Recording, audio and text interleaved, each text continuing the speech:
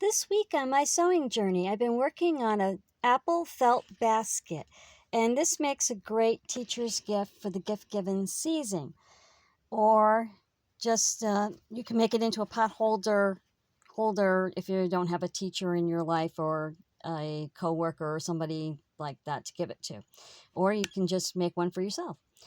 They're very simple to do.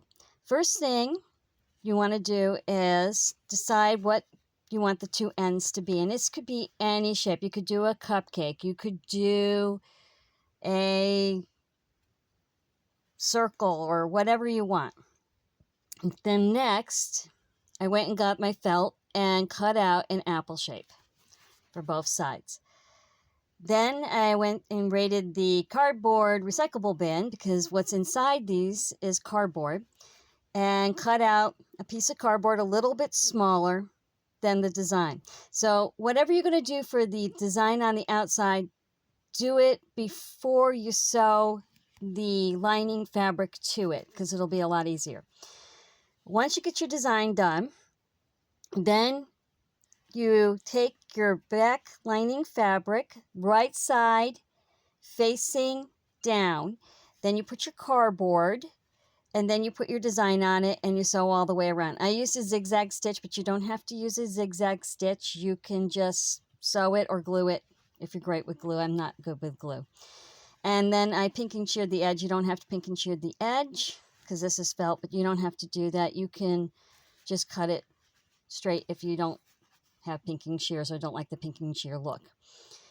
So you'll do the same for the other side.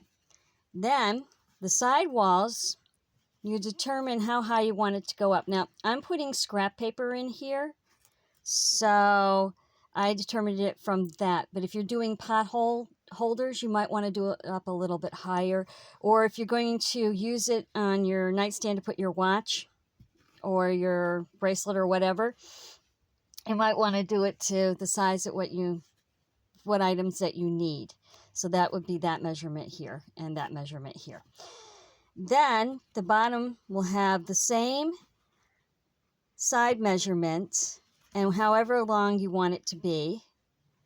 And once you get the cardboard inside, doing it the same way as in lining fabric, the right side facing outward, then the cardboard, and then your top fabric, and then sewing all the way around. And I use felt so there's no raw edges, but if you're going to use regular fabric, you might want to take that in consideration. Once you get that done, you're going to sew the sides to the bottom and then sew it to your front design.